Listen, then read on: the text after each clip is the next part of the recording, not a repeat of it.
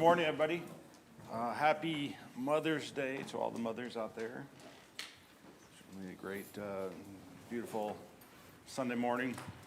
We're continuing our study in the Sermon on the Mount in Matthew chapter 5. So last week, we really kind of dug in a little bit the concept of what Jesus was saying in verses 17 about not coming to wipe away the old law, but as a fulfillment, as a completion, as a moving forward and a look towards the completion of God's plan. And then he really kind of, he challenged the listeners to really think about what righteousness really was. It wasn't the example that they had before them in the scribes and the Pharisees. He says, unless your righteousness exceeds that of the scribes and the Pharisees, you will never enter the kingdom of heaven. He continues this introduction of a new standard of righteousness, not one that's kind of outward conformity, but it's an inward transformation and an acceptance of God's purpose and applying those purposes into our own lives. And I think what we see here is really kind of an outgrowth of that. So we're going to be picking up in verse 21. This true obedience really comes from the heart.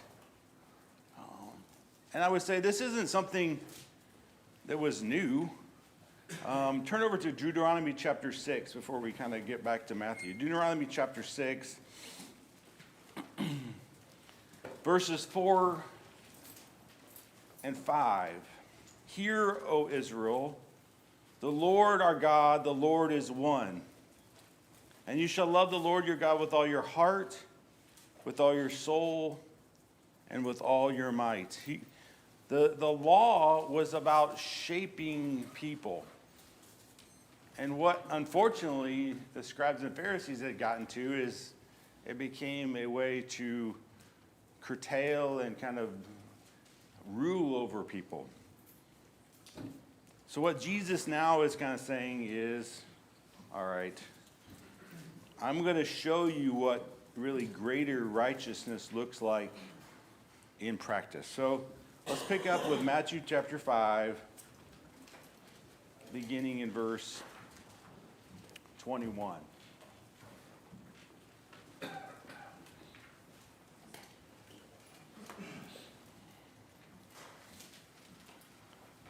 And you heard it was said to those of old, you shall not murder. And whoever murders will be liable to judgment. But I say to you that everyone who is angry with his brother will be liable to judgment.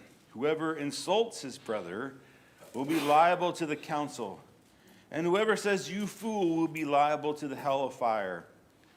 So if you are offering your gift on the altar and there remember your brother has something against you, leave your gift there before the altar and go. First, be reconciled to your brother, and then come and offer your gift. Come to terms quickly with your accuser when you're going with him to court, lest your accuser hand you over to the judge, and the judge to the guard, and you will be put in prison. Truly I say to you, you will never get out until you have paid the last penny. So Jesus is saying, you've heard it said, don't murder.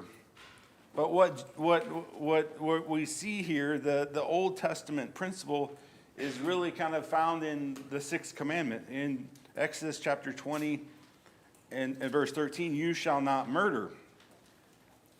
We get in a little bit of kind of as we studied this last quarter with Ryan, the why behind that we see in Genesis chapter 9, whoever sheds the blood of man, by man shall his blood be shed, for God made man in his own image. And we see also in Numbers chapter 35, it says, whoever murders will be liable to judgment. So the principle there is that you shall not murder was something that was well-founded. It was something that was well-known and well-understood, and is very valid. Even if there was an accident, we see there was a purpose and this refuge cities that were set out. So just even if it was accidental, there was still a judgment that took place. But then Jesus says, "But I say to you, everyone who is angry with his brother," so is this something that was truly new?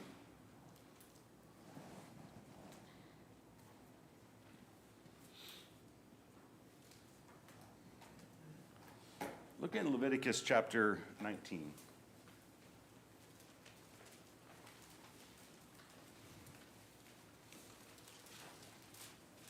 Leviticus chapter 19.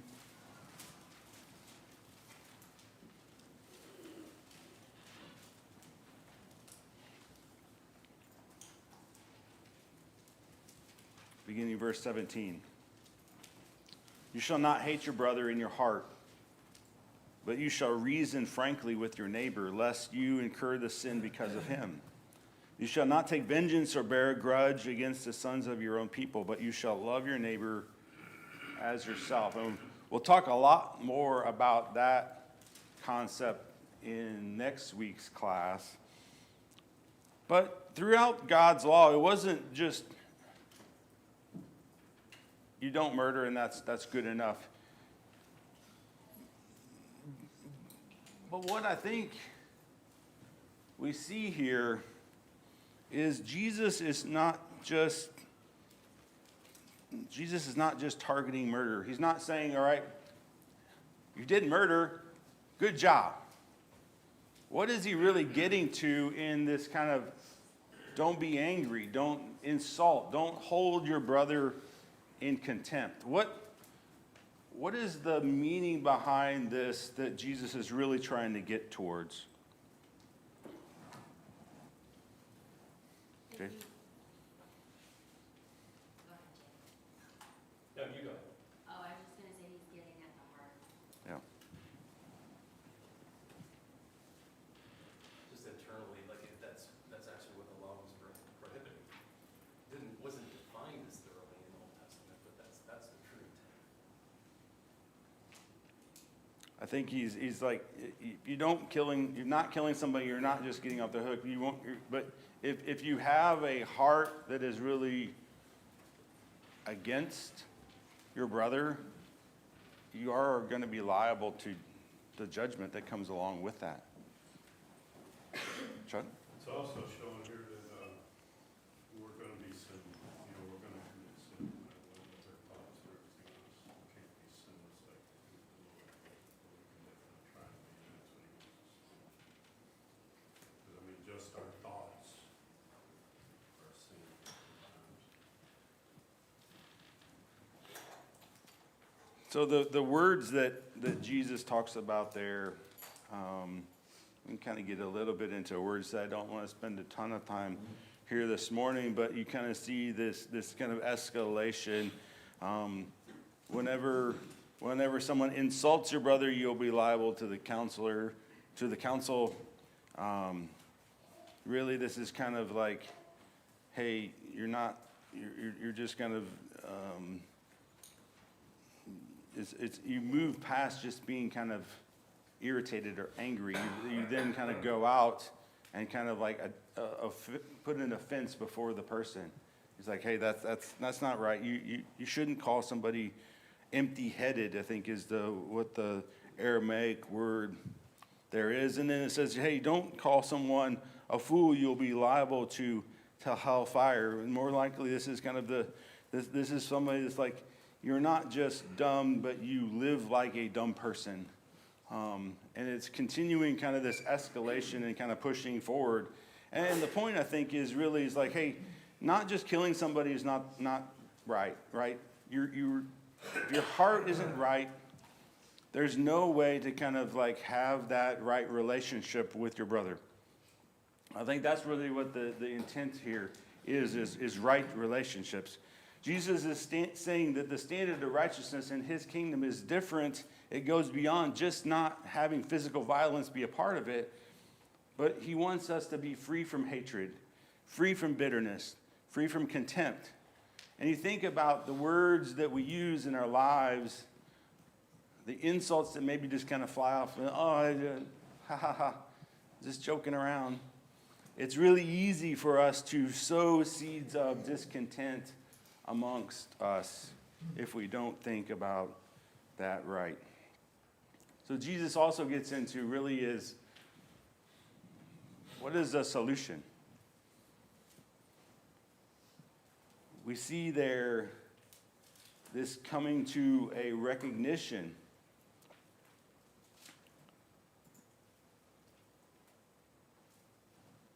in verse 23. So if you're offering a gift at the altar and remember your brother has something against you, we're coming in with a purpose to worship and to offer a sacrifice before God and the purposeful worship and the things like that. And Jesus is saying, if your heart is not right with your brother, stop what you're doing. Because if your heart's not right with your brother, how can your heart be right with God? God desires that we seek peace, not vengeance, that we do not harbor bitterness, but instead pursue healing and restoration. And the urgency, I think, is what Jesus is really calling out here. Reconciliation is greater than the worship that he wants us to do. You can't be right with God if we have a bad heart towards a brother or a sister at the same time.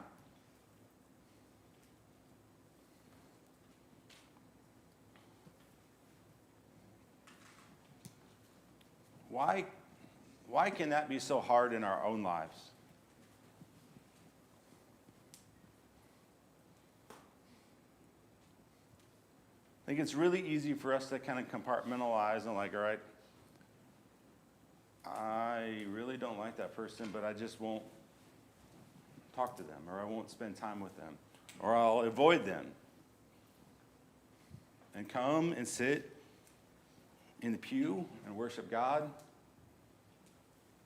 But man, I just do not want them to come talk to me.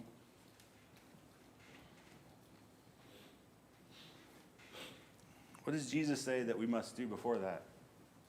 John?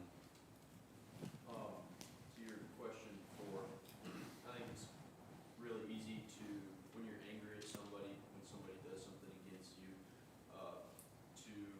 see them as less, to demean them as a person, and see them as less than what they are, which is made in the image of God. And,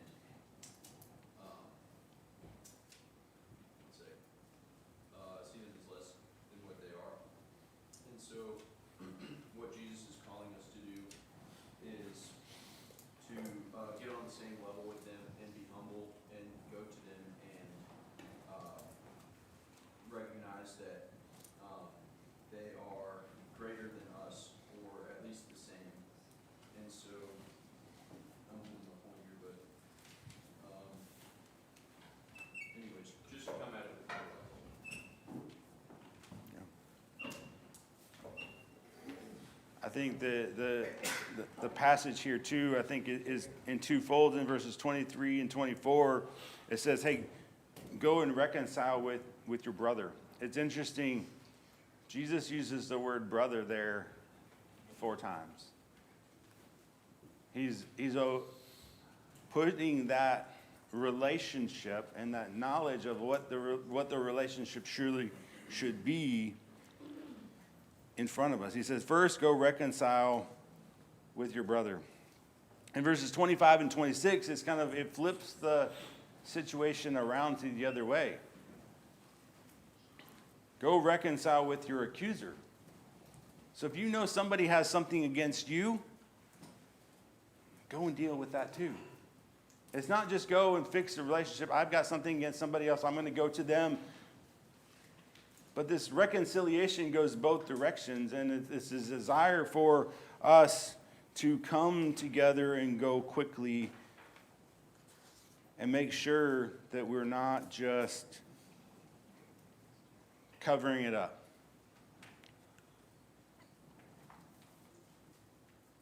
There are a lot of other New Testament passages here, but I'm going to kind of quickly ask a couple more questions and we'll move on to the next one. But in light of this, what do we need to do? What type of change do we need to make in our own lives? Are we carrying stuff around? Do we have some angry grudge that's kind of lingering underneath the surface that we need to get out and get out from underneath? Do we need to think about how we use our words, right? That this idea of being angry or kind of throwing insults and kind of holding others in contempt. Or do we need to kind of really look at the true solution and work towards reconciliation? I think this is something that is really easy for us to kind of bury and kind of hide. I just don't want to talk about it. But at the root of it, our heart cannot be right with God. Our worship cannot be acceptable towards God if we have these things in our lives and kind of underneath the surface and we're not really working towards them. I think in this Romans chapter 12 passage is really the key part of that is overcome evil with good and live at peace with everyone. Not live at peace with the people I like and I'm friendly with and the people I get along with. Live at peace with everyone. James chapter 1, let everyone be quick to hear, slow to speak, slow to anger, for the anger of man does not produce the righteousness of God. And that's what we're after. We're after the righteousness of God. Truly a different standard of righteousness than what was being observed by the people in Jesus' day, and what he's calling them, not just to, hey, it's good enough if you're just not doing things physically to somebody, but if you harbor ill intent in your heart, you're not right with God. Are there any comments before we move on to the next one?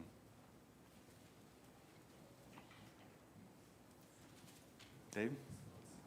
There's, what you mentioned about brother being mentioned, it is very apparent that he's after the relationship, and it seems like all of these are being described as, this is the negative side of this. If you're not doing this, or if you're doing this with your brother, then this is the consequence. So he's really identifying, or I'm seeing it being identified as, this is what's wrong.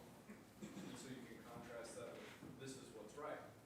And not only that is, this is actually so big as to be, this is life. If you're going to be, as it says, whoever says fool will be sent to a fiery hell. That's death, eternal is what I'm seeing that as. And so it's really identifying a script of this is the wrong way to go. And it demands of relationships that there must be forgiveness. I think the proactive nature of that too, right? It's up to us. It's up to both people to kind of get after it and fix something that might be wrong. Jim? Say apparently their religious leaders were not teaching them properly. He just quoted Leviticus, said that they had never heard things like Yeah. Jesus was teaching them, but he's really teaching them the Word of God that their own religious leaders had failed to do. All right. Norma? I was just gonna say that it's just a good reminder to us always to walk in the spirit, not by the flesh, and how we continually, when we know that we're doing wrong or we have things in our heart that's not right, we're not walking in the spirit. All right. Jeff and Mark? The other aspect of all of the things that have been said, but it's something that we have to fix in our heart, and it's also a bit of a time-sensitive issue. I mean, we are expected to worship God, and He says that the fault that you have, or the feelings you have, or the issues you have with your brother are greater than your worship, but that doesn't diminish the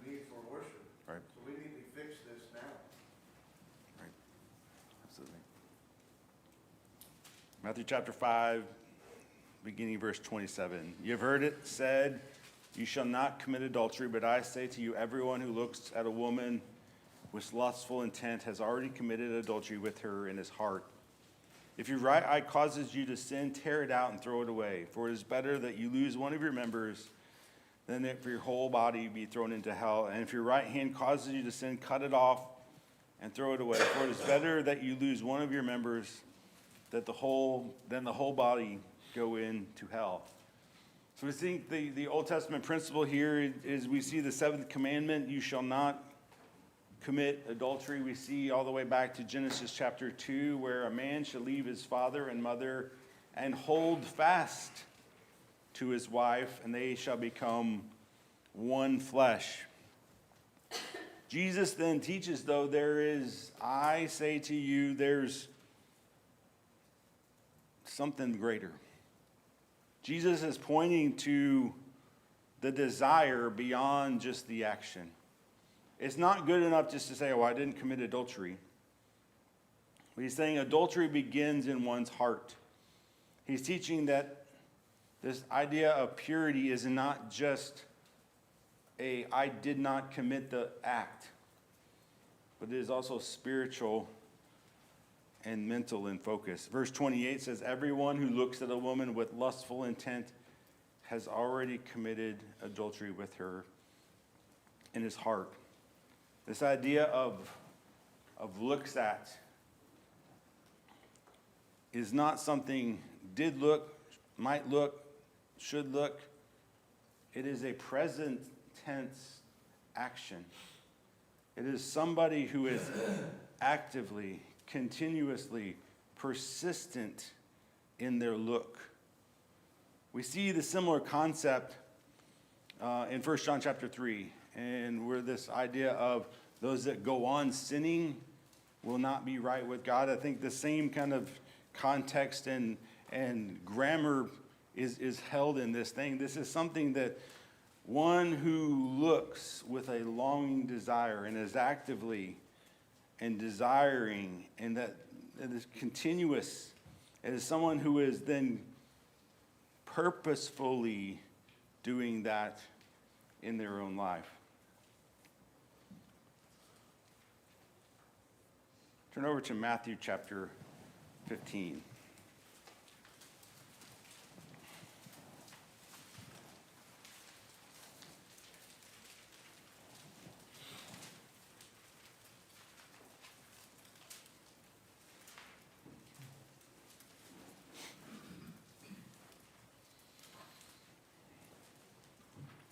Matthew chapter 15 and verses 10. And he called the people to him and said to them, hear and understand, it is not what goes into the mouth that defiles a person, but what comes out of the mouth that defiles a person. And then skipping down to verses 19 and 20. For out of the heart come evil thoughts, murder, adultery, sexual immorality, theft, false witness, and slander. These are what defile a person. But to eat with unwashed hands does not defile the person anymore. So this is a similar kind of concept that Jesus is continuing to reinforce that, hey, this is not just these actions. It's not just, in this case, the washing of hands that make you clean. Yes, you need to wash your hands before you eat, but they got into such a mindset of like how and when and why to wash that then it became this thing. If you didn't do it exactly right, you weren't right with God. He's like, you're missing the whole point. It's not the things that go into your mouth, but the things that reside in our own heart. And we see similar kind of concept. Murder and adultery are both called out in this passage that, hey, if our heart isn't right, these are the things that are the outcropping of a heart that is misplaced and not living right with God. So what does Jesus say that the solution is?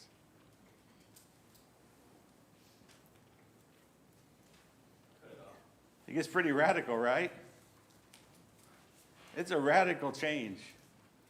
Don't just kind of like, oh, yeah. Try better next time. It says, if your eye offends you, pluck it out. If your hand is causing this sin to be in your life, cut it off.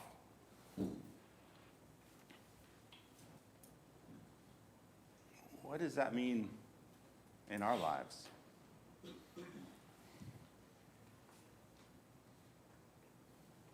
Do we live in a culture that this is a rampant issue every time you turn around? Absolutely. There's a way that we need to do things. We need to watch out. We need to train our hearts.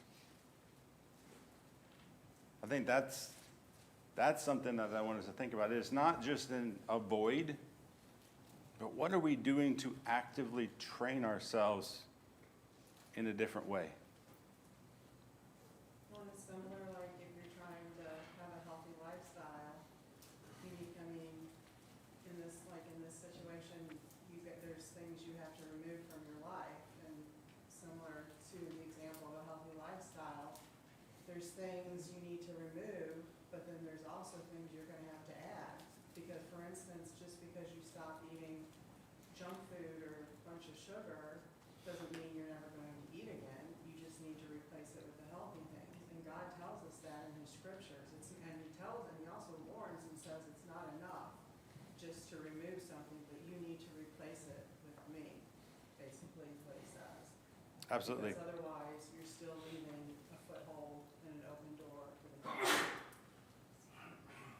I think we need, and I think in this one in particular, we need to be purposeful in how we live our lives and where we put ourselves in situations and how we plan to not fail.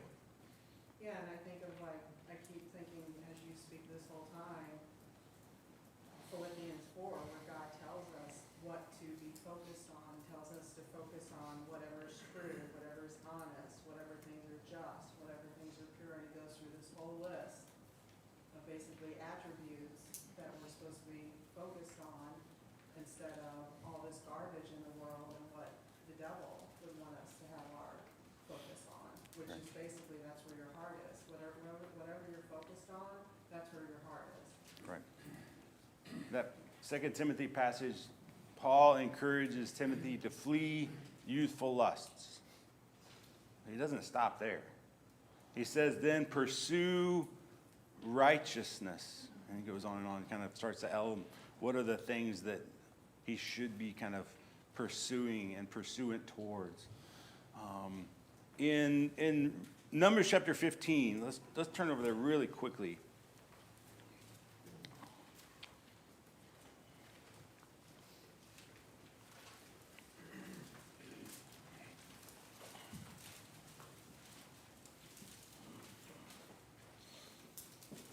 This is an element of kind of training and teaching. In Numbers chapter 15, beginning in verse 37, the Lord said to Moses, speak to the people of Israel, tell them to make tassels on the corners of their garments and throughout the generations, to put a cord of blue on the tassel on every corner. And it shall be a tassel that you look at to remember all the commandments of the Lord, to do them, not to follow after your own heart or after your own eyes, which you are inclined to whore after. So you shall remember to do all my commandments and be holy to your God. I am the Lord your God who brought you out of the land of Egypt. I am the Lord your God. They were told to put tassels and blue threads and things like that as a way to kind of spur their mind on to when you see that tassel, focus on God. Focus on his words, on his commandments. What do we have in our own lives that we might, in the moment of temptation, be able to then refocus our own minds and our own thoughts back towards God?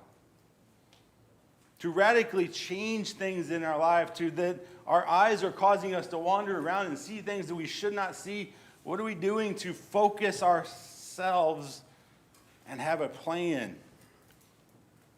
A plan before we're in the temptation, before we're in the spot that we can't move back from.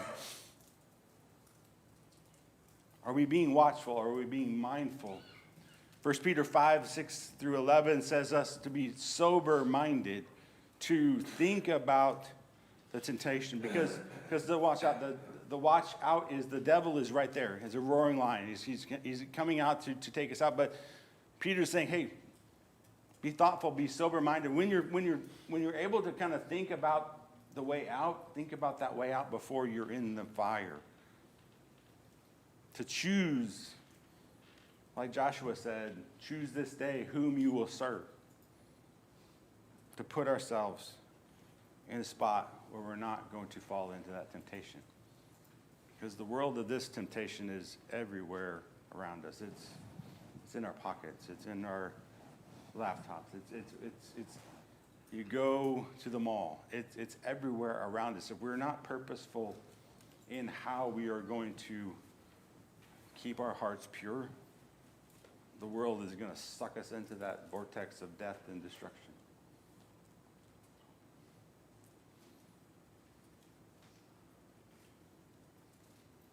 Any more thoughts on this one? We've got 15 minutes to get the last couple done. The last two, though, I think are really similar in approach. We have divorce and we have oaths. And as we talk about both of them, I want us to kind of think about these as almost really the same, right? Our marriage is a contract with both our spouse and with God. And it's an oath before Him. So kind of be thinking about that as we read these passages this morning. It was also said, whoever divorces his wife, let him give him a certificate. Let him give her a certificate of divorce. But I say to you, anyone who divorces his wife except for the ground of sexual immorality makes her commit adultery, and whoever marries a divorced woman commits adultery. So we see the principle here.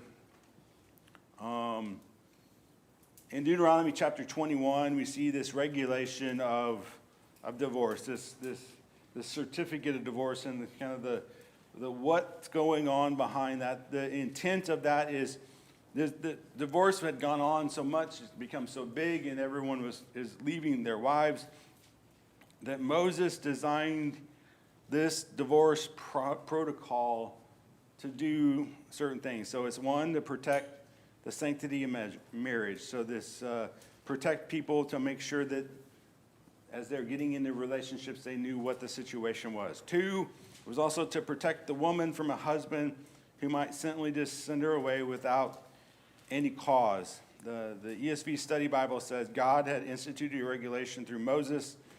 He intended to uphold the sanctity of marriage and protect women from being divorced for no reason. And thirdly, that to document her status as a legitimately divorced woman so that she was not thought of to be a harlot or a runaway adulteress. So I think we see this practice that had kind of gotten into place, but it doesn't move away from really the whole purpose of what God's intent was from the very beginning. Again, put Genesis chapter 2 up there, that God's design is a man should cling to his wife and they are become one flesh. In Malachi chapter 2, we see God's kind of attitude towards divorce, and kind of, depending on the version, the ESV says, for a man who does not love his wife but divorces her, says the Lord, the God of Israel, covers her garment with violence, says the Lord of God. So guard yourselves in your spirit and do not become faithless. NIV says, the man who hates and divorces his wife, then says the Lord, the God of Israel, does violence to the one he should protect, says the Lord Almighty. So be on your guard and do not be unfaithful. God's attitude towards divorce is a violence, and it is a breaking of the covenant, and it is a lack of faithfulness. That's what God's attitude towards divorce is. I think what Jesus is teaching here is to focus on God's intent. God's intent was that one would hold fast to that covenant, to become one flesh. And in Matthew chapter 19, the first kind of 12 verses there, we see this, the Pharisees come to Jesus and are testing him again and kind of asking him, like, is it lawful for one divorce without any cause? And Jesus reiterates this, you got to hold fast. You are one flesh. This is something that God has put purposefully together. We should not be kind of trying to figure out ways to pull it apart. I think what we see here in this passage too is Jesus' point really to like, all right, I'm going to highlight the exception clause here. I don't think that Jesus is acknowledging the exception, but I don't think that's the purpose of this. Again, we are focusing on this. What does true righteousness look like in God's kingdom? The idea that the scribes and the Pharisees that put all these kind of laws and regulations and checks around all these different things is like, hey, don't murder, and then don't say the wrong things because you get in trouble with the council, but then everything else is good. Don't commit adultery, everything else, whatever. Don't leave your wife for no reason, but if you got a reason, here's the protocol to follow. Jesus is emphasizing that true righteousness looks at this marriage relationship as a faithful, lifelong covenant before God. Not as this legal formality that all you need to do is follow Moses' checklist and you're good.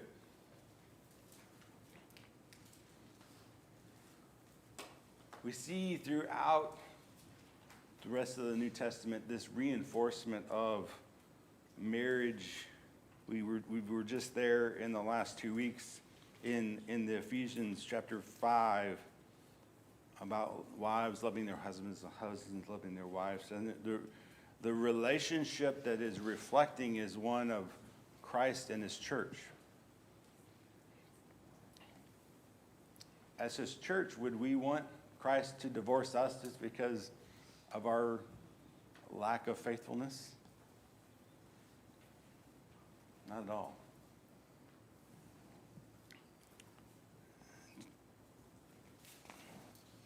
I think Jesus is asking us to view marriage differently than the world. Well, the world that at the time of Jesus speaking this, it had a way out.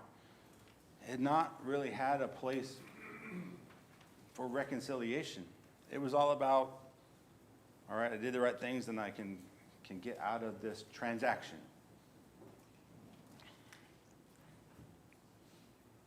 But I think the context that Jesus is saying is this was an inward, a heart towards God. We're not looking for the technicalities to get us out of this situation. So I'm going to move on and look at oaths in a very similar context. This is again, you've heard it said of those of old, you shall not swear falsely, you shall perform to the Lord what you have sworn. But I say to you, do not take an oath either by heaven, for it is the throne of God, or by earth, for it is his footstool, or Jerusalem, for it is the city of the great king. And do not take an oath by the back of your head, for you cannot make one of your hairs white or black. Let what you say be simply yes or no. Anything more than this comes from evil.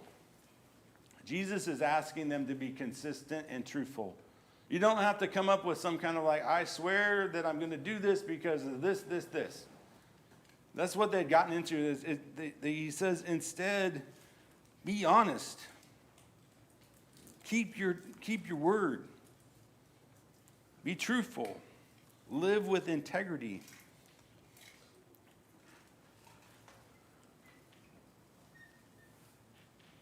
If you go over to Matthew chapter 28, you can kind of see the Pharisees again. They're kind of playing these tricks.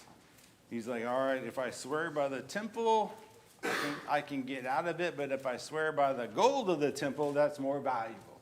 So then I got to keep my word. Jesus is saying, don't create these silly oaths. Instead of manipulating our words to appear faithful, Jesus says, just be truthful If you say yes, you mean yes. If you say no, you mean no. Don't break our words. So I think as we look at both divorce and oaths, I think it's the same thing. The concept is truly this. As you're standing before God and witnesses and you're making this covenant relationship with your wife, He wants our yes to be yes. If we're doing things in the world where we say, all right, I'm going to do this, do it. I'm not going to do this, don't do it. Instead of living in this kind of like spot, why should we live in a way that is kind of trying to skirt the edges of what's proper and what's not proper? So I think the common thread on all four of these things is, as we look at what Jesus is looking about our anger, his teaching about our mindset about lust, about divorce, and about oaths, I think through the whole thing, it is a thread of living with integrity. Living with a heart that is not, again, it's not what we put into our bodies that defiles us, what festers and kind of lives inside of us that can take us down and make us live improper to what God's pattern is. Jesus is asking us to be spiritual, not just this kind of law-checking, kind of doing the things that God has overtly said, but showing that God is after a transformation, a different standard of righteousness than what the scribes and the Pharisees had. In every area, really, we have anger and lust and marriage and integrity. The righteousness of the kingdom of heaven changes our heart first, but then the result of that inward change in our heart is then outward actions in what we do and how we act. It's how we go and we make better relationships with our brothers and sisters. And not just look to like be okay, but truly reconciled with somebody that has something we have against, or somebody that has something against us. To live our lives and our marriage in a way that's truly bulletproof from what the world would kind of come after us with. To live our marriages as the same way, right? Are we reconciling the same way? Are we living with integrity in what we say and what we do? So I think as we kind of look at these four attributes, God is asking us to live differently. To truly be changed in our hearts and changed in our minds, so that then our outward actions reflect that change. As we think about these, how can we make changes in our own lives? Where are areas in our own lives that we need to dig a little deeper in to truly be transformed? As Romans chapter 12, not be conformed to the way that the world feels as everything is like, yeah, I'm good enough. It's really easy to compare. I'm not as bad as that person over there, so I'm good enough. But God doesn't want us, sorry, Go ahead. God doesn't want us to be just good enough. Right. And he's not just a good enough God. Right. So, He wants us to be transformed, renewed. Dustin? I'm immediately drawn to 2 Peter chapter 1, verse 5 through 11, where it talks about, what do we need to do? But also for this very reason, given all diligence, so everything in our being, add to your faith, virtue, knowledge, self-control, perseverance, godliness, brother kindness, brother kindness, to love. Verse 8, for if these things are yours and abound, You will neither be barren nor unfruitful in the knowledge of our Lord Jesus Christ, but he who lacks these things is short-sighted. It even goes down that if we have these things, we will not sin. We will not falter. So it's being diligent to constantly adding the next thing in our life, drawing closer to God, and that's how we do it. I think the righteousness that we're being asked to live, guess what? It's not possible on our own. We must live by God's grace, walk according to his Spirit, and we pursue that same heart that God has for us. Is really what Jesus is trying to convey here. It's not good enough to just not do some things that are listed in the law, but this truly to be transformed in our own ways of living to a place where we are pursuing these things outwardly because our heart is truly changed within us. Next week, we're going to talk about that a little bit more, right? Is what does true love really look like? And we'll kind of close out the first chapter of the Sermon on the Mount next week, and then really kind of get into then the following week is kind of like, all right, now what? We're kind of getting the what and the so what kind of out of the way with this first chapter, and then the now what is really, what am I doing to show this to the world? Thanks, everybody.